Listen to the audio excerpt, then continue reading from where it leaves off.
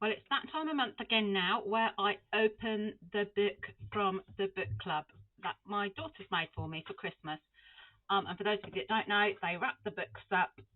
They got me a whole year's worth of books, so I open one parcel each month, and there's either one or two books in it each month for me to read.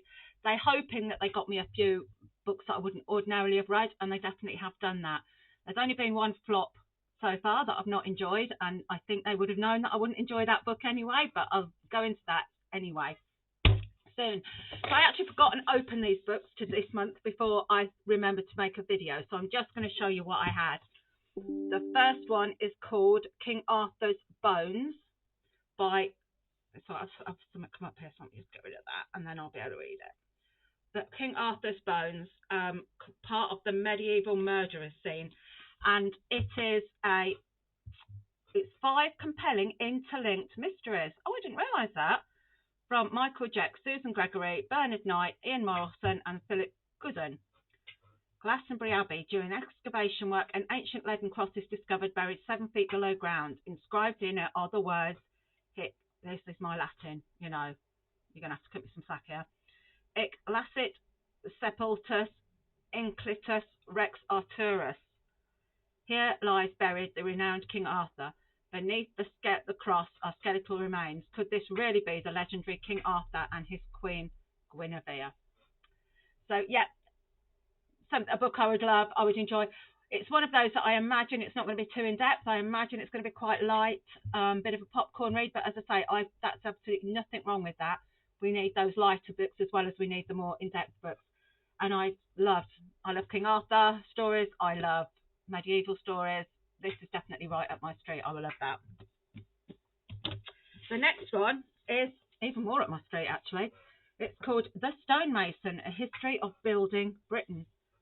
And it's by, can I see who it's by? Andrew Ziminski.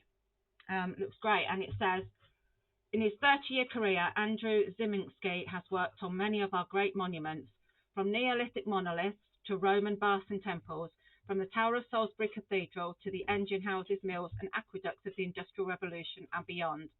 The Stonemason is his very personal history of how Britain was built from the inside out. Sounds fascinating. I think when we do history, we do tend to look at the kings and queens and look at the people who are powerful and influential. And actually, social history is just as important. And I think that the buildings that we built at different times would say a lot about the society that we're actually living in. So I think this is going to be quite an easy academic read, and I think I'll enjoy it. I think it's quite popular history, which is exactly how I like my history, apart from those few things that I really specialise in. When I want something more academic, I like these popular books. So yeah, really, really excited to read that. I've just read the first couple of chapters of the King Arthur one already. So yeah, I will read that one and then I will carry on to this one. So it looks like it's going to be a good month this month. I realise I haven't done an update of what I read for the last 2 months.